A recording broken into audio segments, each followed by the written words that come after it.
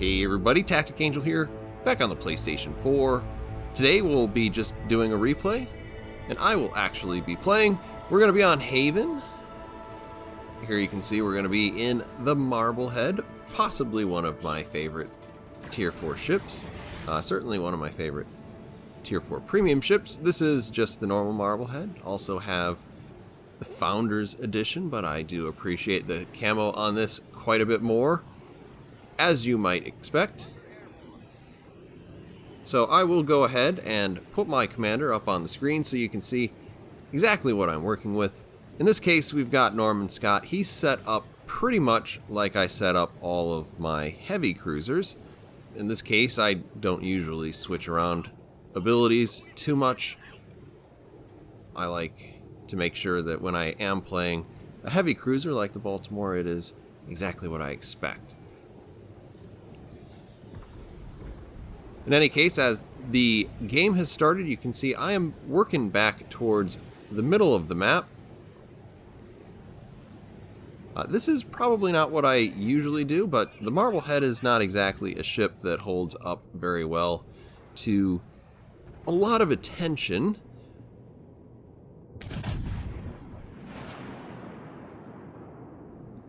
Certainly that New York could delete me in a hurry. Really, any cruiser can penetrate this at pretty much any angle, so in this case it's best just to try to start the game off keeping our distance. As you can see, we're just trying to set things on fire. Nothing new there in terms of cruiser gameplay.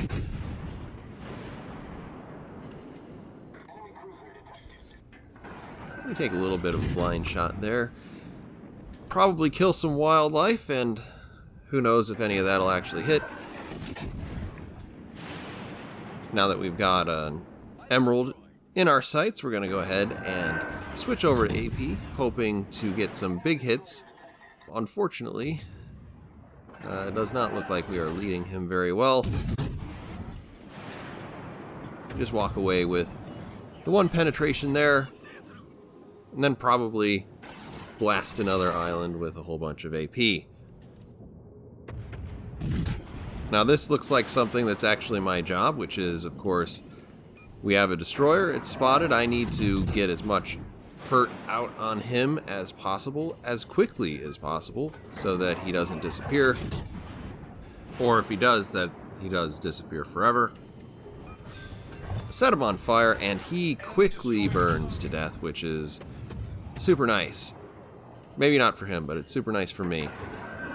Phoenix, basically this ship without two turrets. We set him on fire as well. And he burns to death,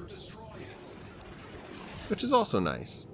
Again, not for him, but another reason why I sometimes do choose to cut back towards the middle is you can never really be sure where all your boats are going to end up. A lot of times it ends up with a situation where nobody's on this side. We don't have that problem this time. We have at least one other cruiser that's going to be able to help me deal with this Königsberg.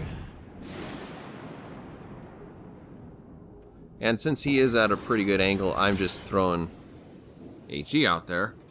Geez, somebody wanted to take a hit at me, but all they do is splash up a whole bunch of water. They do a little bit of damage there, but that's exciting. I was not expecting that. We're gonna just look over there and see what's going on. I'm not firing because I was kind of hoping to lose my spot because I don't want those guys continuing to shoot at me. Maybe it was that emerald. Maybe it was someone else on the emerald's team who just happened to get my attention on the emerald. Our first salvo sets the emerald on fire, and our second salvo finishes him off. Now we're up to 3 kills, and in spite of that, our team is still struggling here. Now I got a Leander, another nice soft target. Thankfully, again, he's not paying too much attention to me. We go ahead, load up the AP, because these things take just a ton of damage if you hit them right. You know, something like that. And we do manage to finish him off with a Citadel. We have brought this back to a tie ball game. And I have, at this point, 4 kills, which is pretty incredible considering I only have 49,000 damage. And now I'm getting a little worried. If you look at the mini-map, what you can see here is there's a destroyer that's not accounted for. The last time he was seen, he was on the west end, but he was facing towards the cap. And I have my strong suspicion that he's probably going for the cap, which we can see he definitely is now.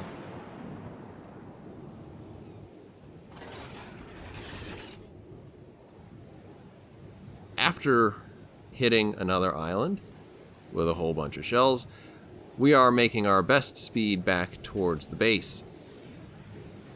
We do see the Mitsuki. He sees us, so we decide to go ahead and take some shots on him. We get the decap and the high caliber, which is apparently only 56,000 in this particular match.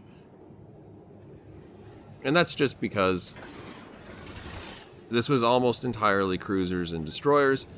Each team only had 1 battleship. That Mitsuki looks like he might be sitting in his smoke.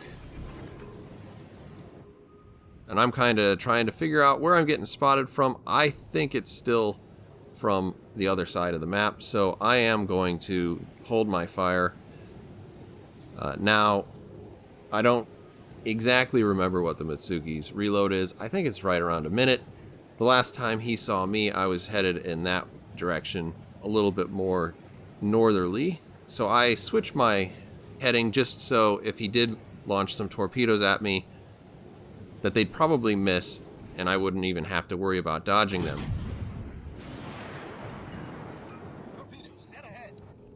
I feel like I'm going to get around the side of this. And I'm not going to take my focus off of the Mitsuki. We need to finish him off because it's just me and 1 other guy on my team now, which is not so great.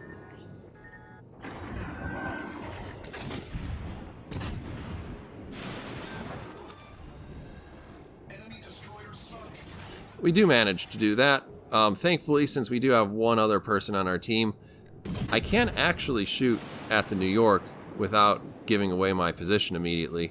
I mean, I still do a second later when I pop out from around the back of that island, at least from his point of view. Thankfully, his shot is a little high and a little right and left of me. So, not too much you can do about that with these somewhat inaccurate low-tier battleships.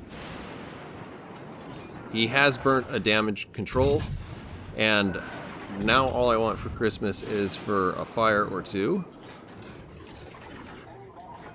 We get a fire, which is fantastic. He can't put that out for like a minute. So, ooh, a second one even. That'll be nice because as I sail behind this island, I'm not going to have to worry about actually doing too much damage to him. It's just going to happen. Instead, I'm looking around. I think these 2 destroyers are probably going to come back through the middle. And I want to round the outside of this island that I've just hit. Because if I round the inside of the island, I'm going to get shot by that New York. And that is not exactly what I want.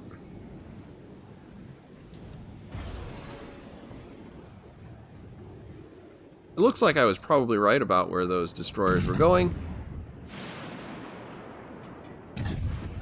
We do see the T-22. I start putting shells out on him. He's invisible now because of the smoke. That's completely fine. We also have this Acasta, which I am equally happy to engage. You can see I had to wait a little bit for his torpedoes to pass.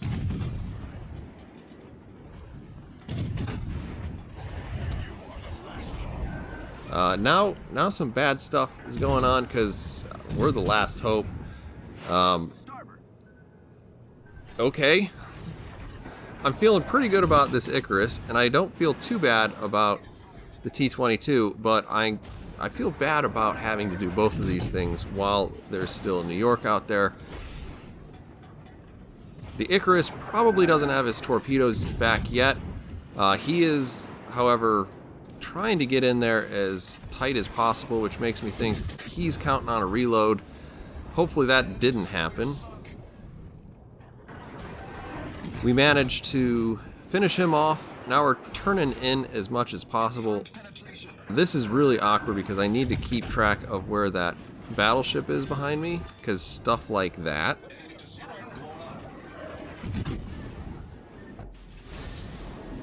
The T-22 ends up being our 7th victim. And now I'm looking at this island. I've got my torpedoes. I'm just going to put a widespread out there to see what can happen. Widespread here just because he's at intermediate range, and he probably won't see the torpedoes until they're very close to him. They move at a terribly slow 49 knots or something like that.